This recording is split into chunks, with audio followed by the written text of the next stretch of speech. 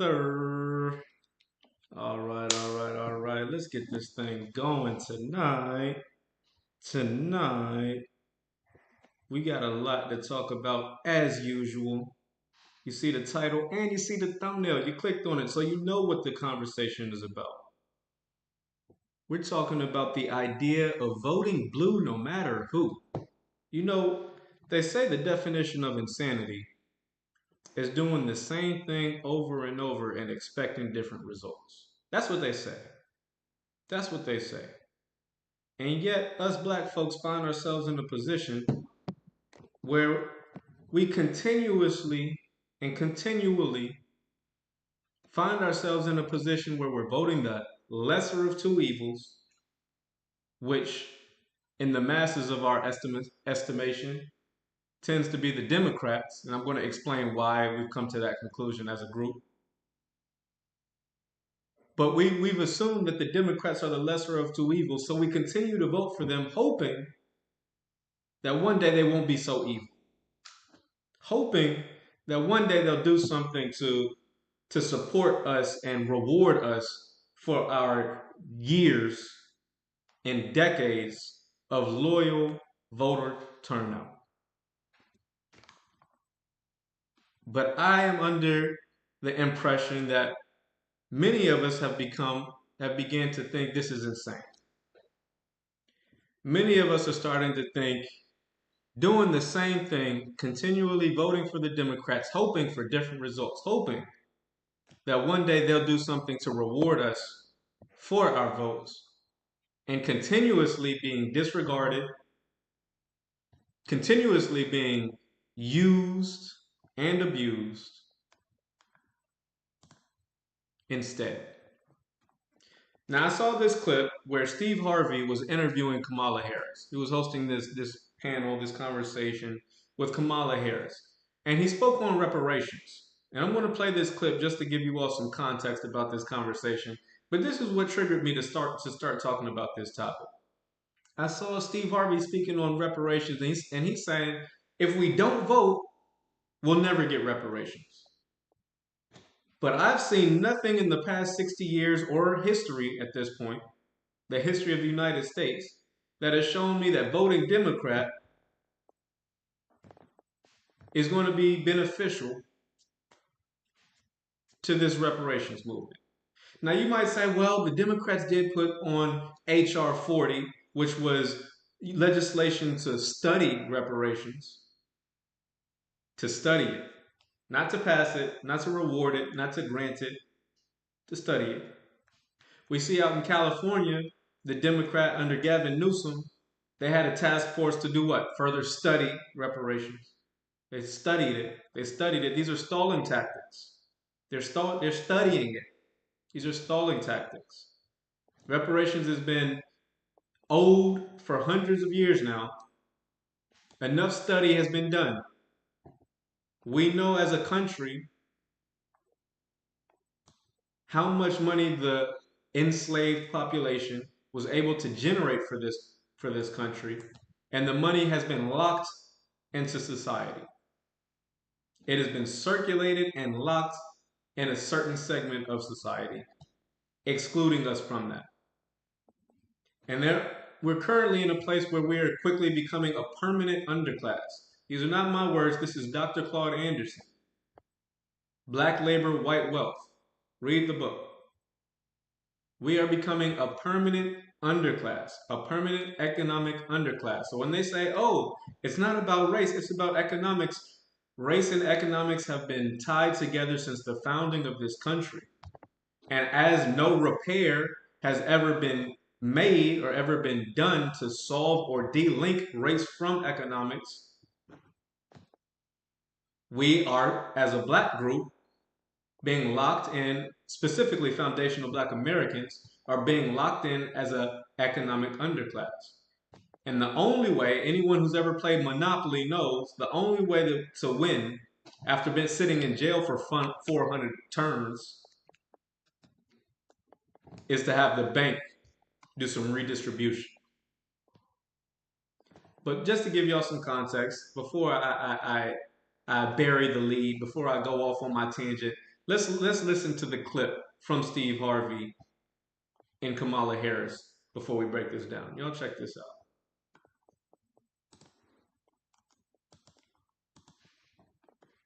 So we can stop all this foolishness about what you're doing for black people. Can't nobody come out with no agenda and call it this for black people and expect to get in the White House. You got to play the game different. Y'all know what this is. Now here, listen to what he said. Nobody can come out with an agenda for black people and expect to get into the White House. This is his argument. He's saying, that nobody can come out with an agenda. Forget reparations. At this point, he's not even talking about reparations. You can't come out with any type of black agenda and get into the White House. Meaning you can't say, hey, we're going to work on a crime bill, an anti-racist crime bill. We're not going to, George Floyd legislation is still not passed. We're not going to work on any economic stimulus directed specifically to the foundational black Americans, the group of citizens who helped to build and found this country with no compensation. He's saying you can't do anything. If you want to be president, you cannot do anything for black Americans. This is his starting point. Forget reparations. He's starting off with, you can't get into the White House if you have anything for black folks. Remember Kamala Harris? I'm not doing anything for black folks. No. Can't nobody come out with no agenda and call it this for black people and expect to get in the White House. You got to play the game different. Y'all know what this is. So now this next question is another lob for her to dunk. Because they done a lot, man. But we see, I'm on this radio show. I'm hearing all these people talking about, I'm not voting if they not doing nothing for us. Listen to me. If you do not vote, the analytics will show. They know how many women vote, they know the age you are when you vote. If we don't vote, how we going to ask for something next time? Wait. If we don't vote this time, then how are we going to ask for something next time? What will change between now and then? What is voting solve if we're not asking for anything? This just doesn't make sense. This is Steve's perspective on this on this conversation, on this situation. We should vote now, knowing that he will not win if he gives anything to black folks. But we should still vote now in anticipation of next time so that we can ask for something. And how will that conversation change? What happens in the next election, 2028, when we come back and say, hey, we still haven't gotten anything? He's going to say, yeah, well, you can't get anything now if you don't vote, so you got to vote again. So this is a circular argument here. When you're talking about insanity, this is a circular argument. He starts off the conversation by saying nobody can win the White House if he has a black agenda. Forget reparations. You can't get anything. You can't have any black agenda and get into the White House. But you need our vote, and we should still vote for you, even though you're promising us nothing, hoping with the hope, the fantasy, the dream, that one day in the next election, you'll just, out of the goodness of your heart, decide to give us something. Decide that now we can ask for something. This is a circular argument, and it's insane. It's insane. And I feel like right now their arguments are so weak. They're being so discredited. People are seeing right through these folks like Steve Harvey, Kamala Harris. It used to be enough, and shout out to President Obama for this. It used to be enough just to be black. Oh, you're black, you're in politics, okay, we're going to support you. That mentality ended with Obama. The younger generation is not going for that. Now, the older generation, myself included, because I was alive, I was of voting age, especially in Obama's second term, where I saw, black folks were united. Hey, it's a black face. What is Obama doing for us? Nothing, but he's black. We got to go support the first black president. All right, and we came out to the 98th percentile and voted for Obama. We got to support the black men in the race. Cool. We're all on board. We're unified behind Obama. But after 8 years of Obama, after we saw that President Obama blocked Dr. Claude Anderson from suing the federal government for reparations, specifically, President Obama blocked Dr. Claude Anderson from suing for reparations. Not only did he do that, he went into North Africa, specifically Libya, and instigated and orchestrated the destruction of President Gaddafi and the collapse of the richest country in Africa. We saw Libya go from a country with free housing, free universal housing, free universal healthcare, free universal education, and the ambition of creating an African currency, a gold backed dinar. And we saw President Obama go into Africa. This is an African. This is a man with the last name Hussein Obama, who goes into an African country, a Muslim country, and destroys the richest country in Africa. Turns it into a country that is now selling African slaves openly. Go to Libya today if you're Ethiopian. Go to Libya today if you're Nigerian. Go to Libya today if you're from Ghana. Go to Libya today if you're from Kenya. President Obama turned Libya from the richest country in Africa to literally a country selling African slaves in open air markets, literally today. So that whole mentality of we're just going to support any politician because they're black, that really died because of Obama. That really died due to after Obama. We were supporting Obama because he was black, but after that, that whole we got to support all black folk in politics. No, Obama was the spur. Obama was the catalyst to the delineation movement. You see today people talking about foundational black Americans, differentiating ourselves from folks who came here later. That was never a thing before Obama. That came into practice when Obama was office, and that was the first time I heard my uncles. That was the first time I heard my folks, my family members say, "Yeah, he's black, but you know he's not really black. He's not like us." I had never heard no black Americans. We used to call ourselves African Americans. I never heard black Americans talk like that until Obama was elected president.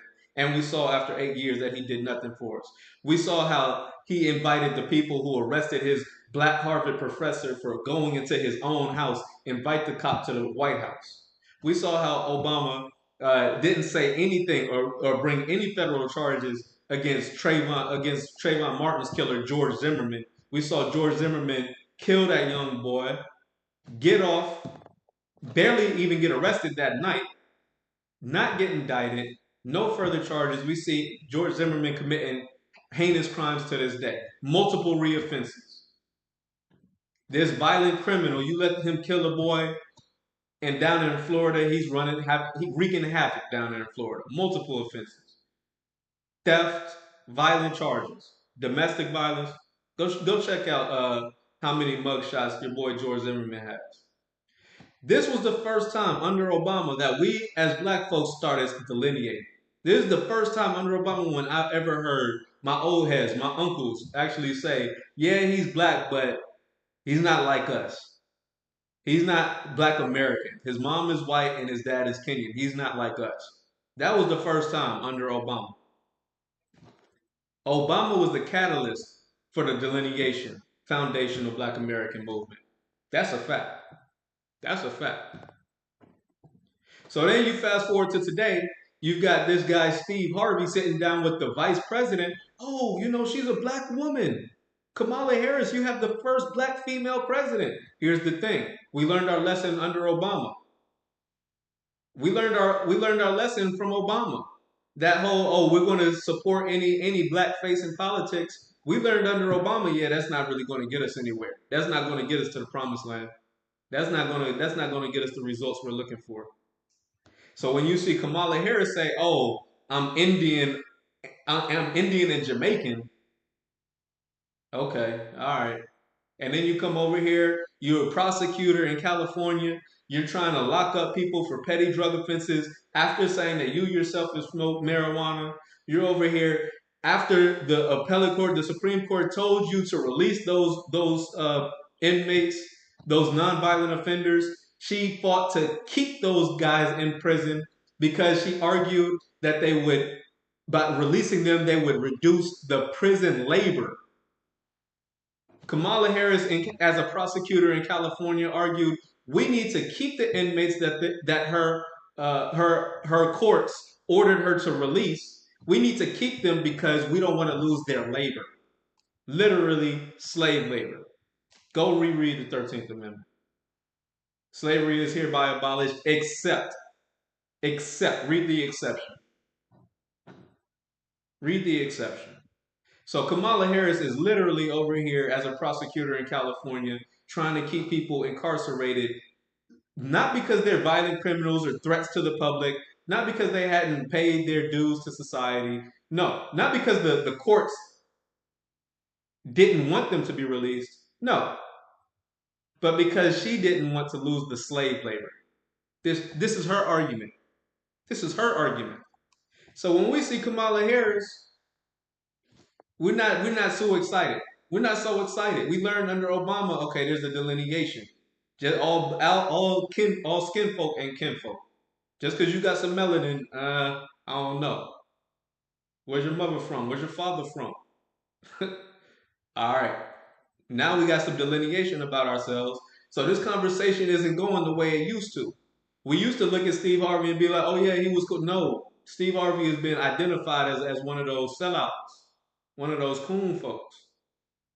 Real talk. When he had the Harvey show, we was with him. Steve Harvey now, oh man, talk about a fall off. Talk about a fall off.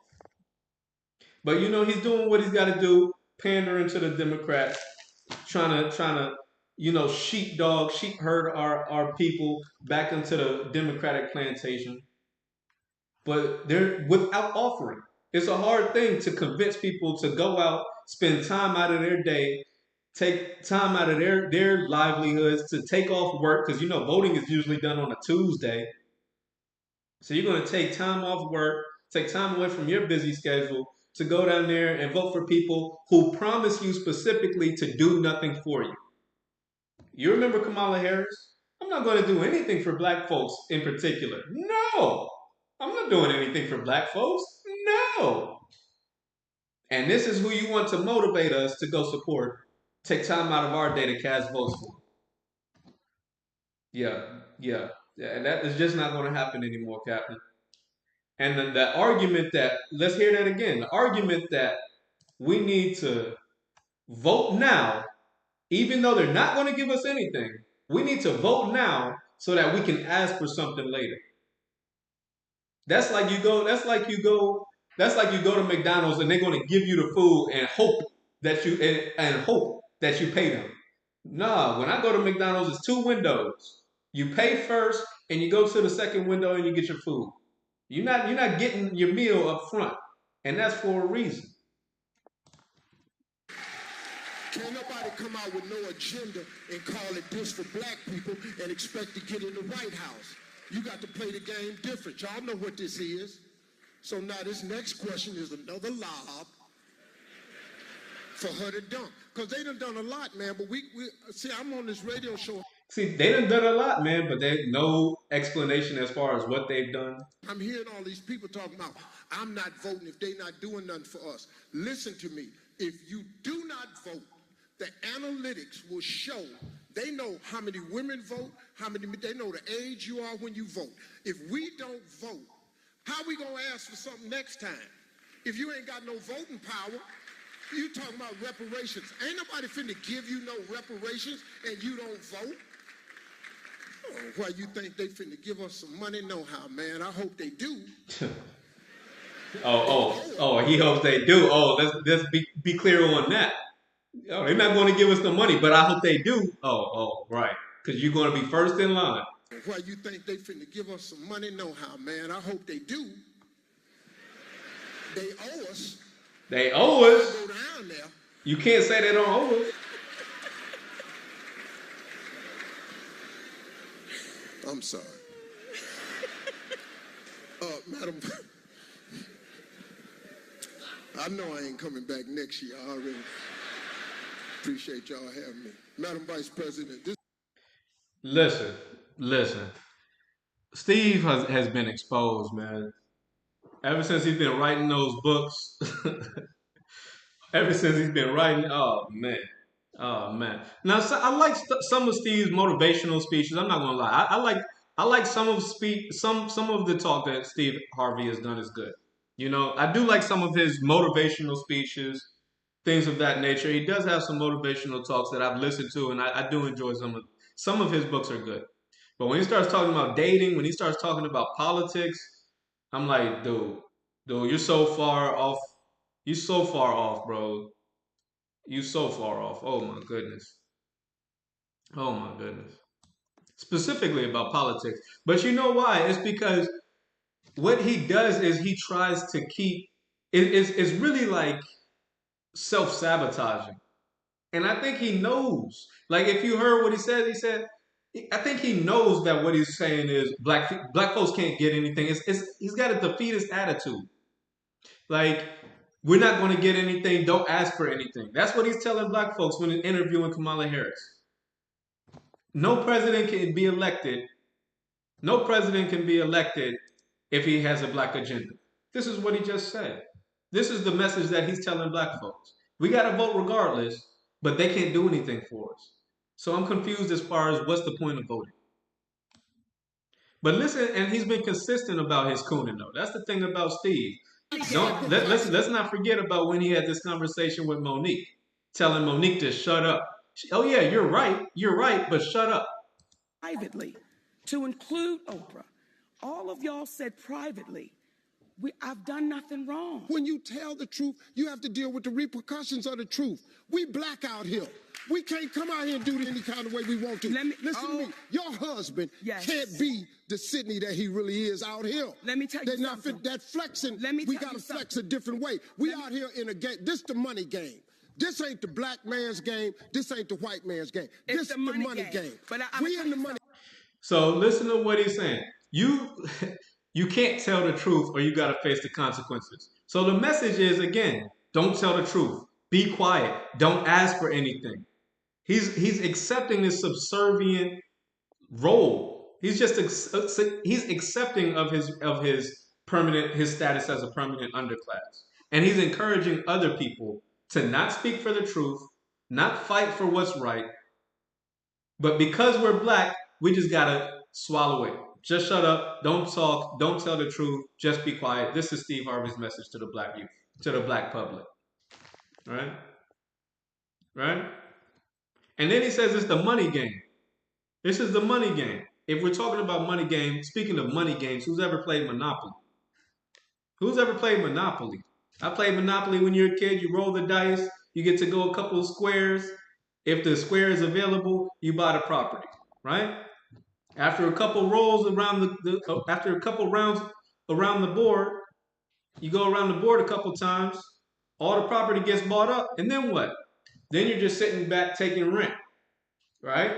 Hoping someone lands on your property, and you're just taking rent. Well, let me ask you, what happens if you get a 400-year head start? We're playing Monopoly, and you get to go around the board 400 times while I'm sitting in jail. I haven't bought any property. I've just been sitting here. I haven't even got to roll the dice. I don't even have the dice. You rolling, sometimes you roll a 3, sometimes you roll a 6, sometimes you roll a 2, sometimes you roll a 5. But regardless of what you're rolling, you're moving around the board. You're buying up property. Maybe not every roll, but every so often you're going to buy some property according to what you can do. While I'm stuck here getting nothing. Now you go around the board 400 times and you say, okay, now I'm free. After you done bought up all this property, and every time I go forward, I'm landing on your property, I'm paying you rent. And then we wonder why the money circulates in the black community. Each dollar lasts 17 minutes in the black community. Our money can't circulate because we don't have any utility companies. We don't have busing companies like we used to. That's a whole other story. But we don't have the systems that we need. AT&T. We don't own media conglomerates.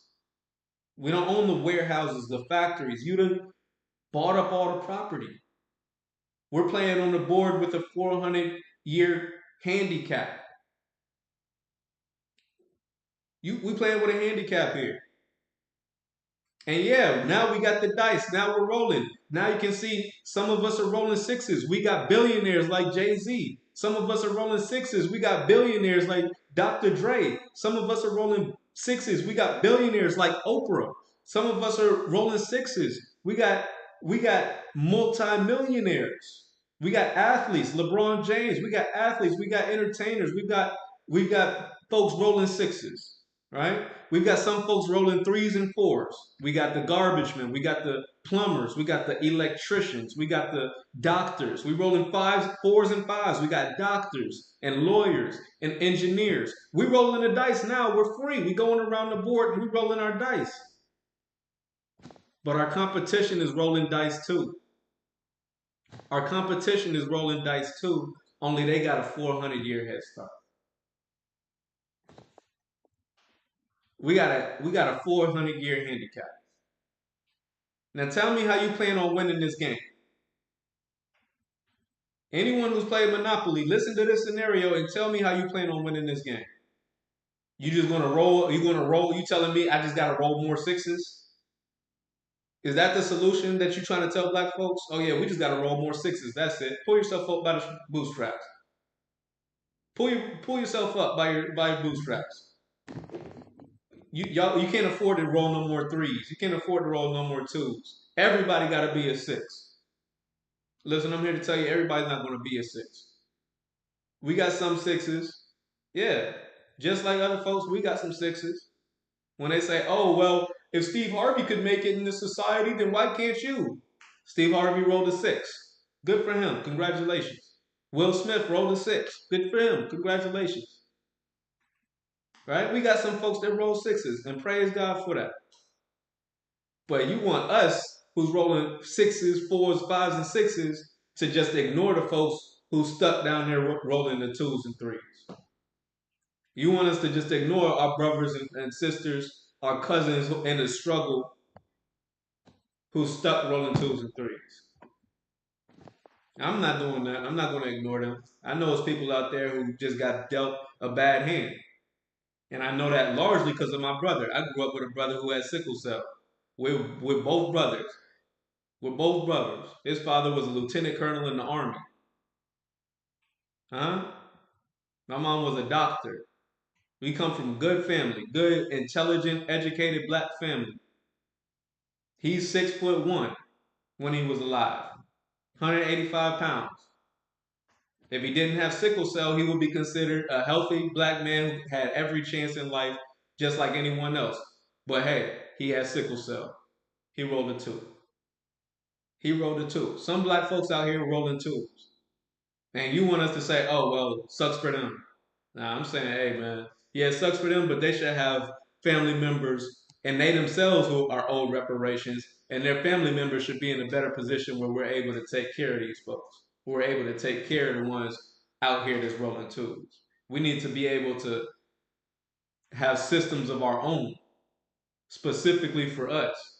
And nobody talks about, they say, oh, well, that happened so long ago. But nobody says that about the Native Americans. We still to this day giving tax incentives to the Native Americans. We got land grants and reservations for Native Americans. We've got government contracts specifically set aside for Native Americans. Nobody says, oh, the U.S. government stole their land so long ago. The Native Americans, the ones who were on reservations, the five quote unquote civilized tribes who ended up dealing in slaves, like the Cherokee Nation, the ones who were able to pass and blend in with the $5 Indians, the white folks who paid $5 to get on the rolls.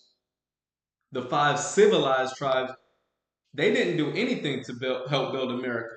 They were here before America came and stole their land, but they didn't pick cotton. They weren't out here clearing the bush. They weren't out here building the railroads. They weren't out here picking tobacco, right? That was us. But the Native Americans, the ones who acted as slave traders, the one who acted as bounty hunters for the runaway slaves, the ones who returned free black folks to the slave states, they're getting reparations to this day. They're getting reparations to this day, and nobody ever says, "Oh, that was so long ago. We need to stop giving them money. We need to stop giving them tax incentives. We need to stop giving them specialized contracts with federal government holdouts." No, no, they don't say that to the Native Americans, but they're going to sell that to us. And let's be clear: reparations is not for all black people. Reparations is not a cure to racism.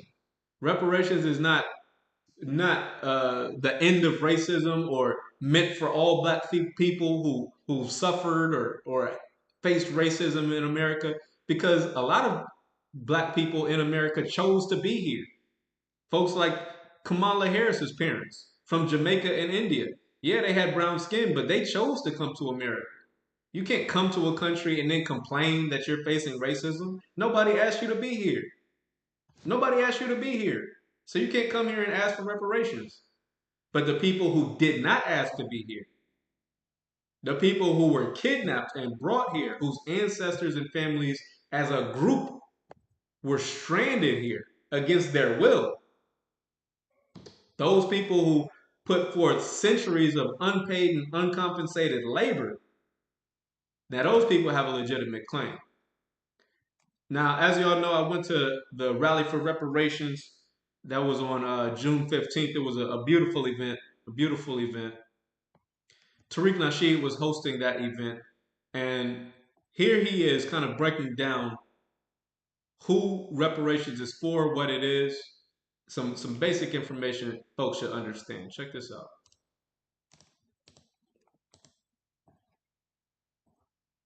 Uh-oh. Hold on, guys. Hold on. Gotta get my volume right. Hold on. Bear with me, guys. Hold on. Okay. Okay. That should It should look the same as what they do. I want to get it from the start so you hear the question. Y'all bear with me, guys. Hold on.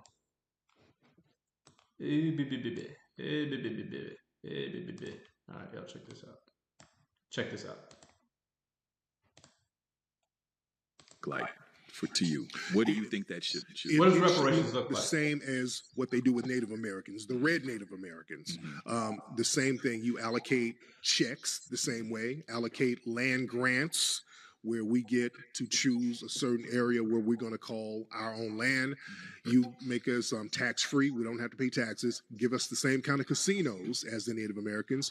Give us, allow us to have our own police force, our own hospitals. When I went to Arizona recently, those Native Americans got it popping out there. Own police force, own schools, all federally subsidized. We need the same thing. I have a question in regards to that. Yeah. Now, how?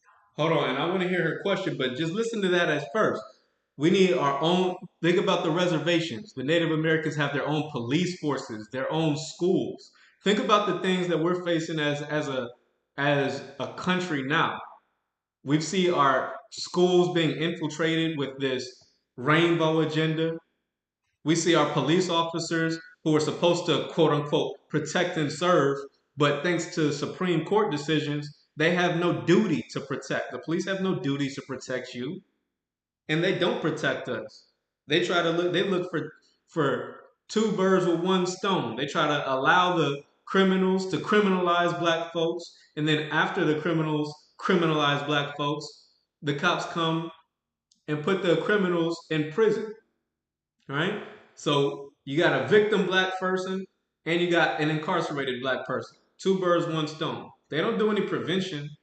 They're not preventing the crime. They're coming back in the aftermath when it's over and done with. They're coming when it's over and done with. Don't get me started on that. We need our own police forces. We need our own police forces. We need our own schools. We need our own land.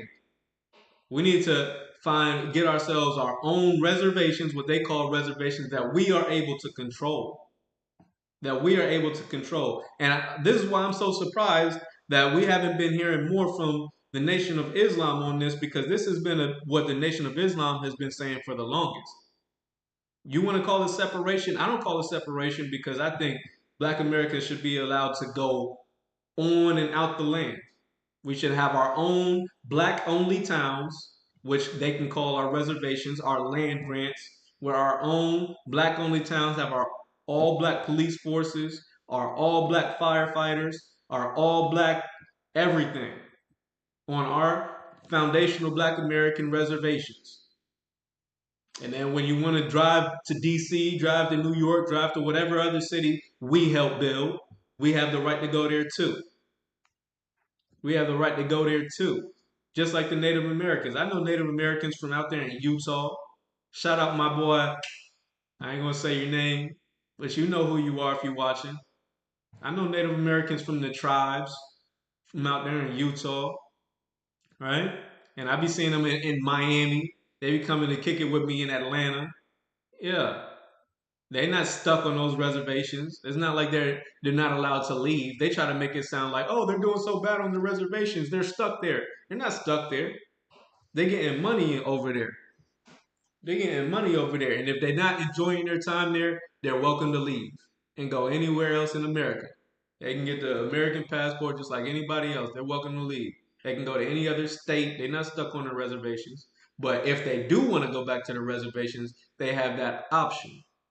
We need the same situation. We need to have the option to go onto our all foundational black American reservations and get away from all outsiders if we so choose.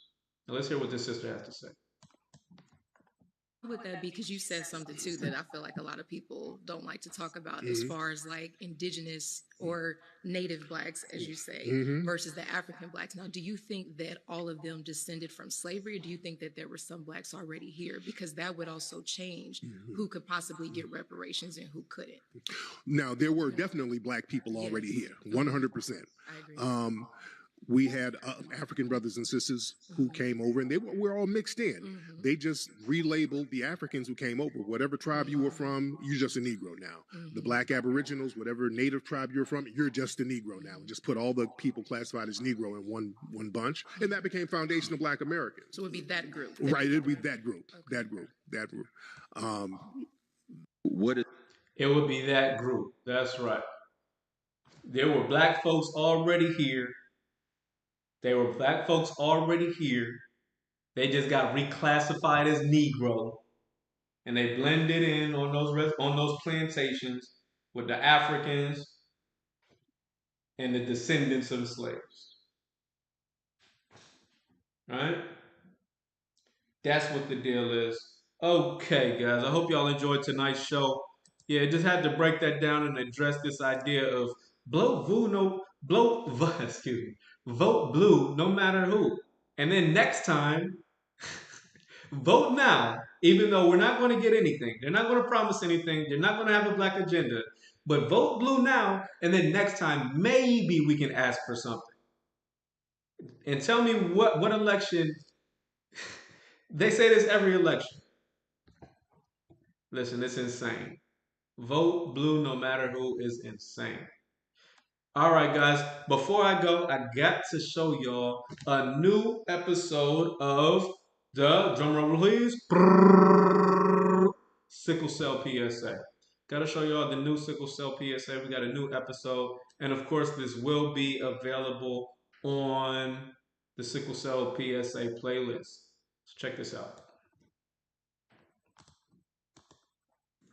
Doctor, since I've been drinking alcohol to help with the pain management of my sickle cell, I've been having trouble sleeping. What's going on with that? Well, 44% of individuals with sickle cell suffer from sleep-disordered breathing, and 57 report complaints of insomnia. Although alcohol may initially induce sedation, its interference with sleep patterns can exacerbate fatigue, irritability, and difficulty in managing both the physical and emotional aspects of sickle cell. Oh, really? Goodness. Not only that, but alcohol's negative impact on sleep can also extend to cognitive function, impairing memory and concentration. Those already facing cognitive challenges due to sickle cell may experience further disruption from alcohol use. Man, I didn't know that. I definitely need to try a different pain alternative. What are my options? Well, let's see. Like Pamela, be open to using data to drive your decision making when it comes to pain management and care. You see, Pamela did just that and will be the better for it. Boom. Brr, brr, brr, brr. Brr, brr, brr, brr. All right, guys, that's going to be it for today's show. I hope y'all enjoyed. Be sure to hit the thumbs up button to support the channel because it's free. It's free and it helps boost us in the algorithm so we can get more people checking out the channel. We can get more support for this message. Hey, if it's your first time watching, be sure to smash the subscribe button for content just like this. We're talking about a wide range of topics from news, politics, current events, hip hop, sports, right? Shout out to the Celtics, my boy Kyrie Irving. Oh, sorry, Kyrie. But yeah, shout out. We talking sports. We talking all types of conversations over here. And hey, everything I say, maybe you disagree. If you disagree, be sure to leave it in the comment section. I respond to all my comments. We have conversations here. If people throw questions and or comments saying, "Oh, I disagree here," we can get it in. Just leave it in the comment section, and I'll be sure to interact with you. I'll be sure to respond. I will see y'all on the next video. Till next time, peace.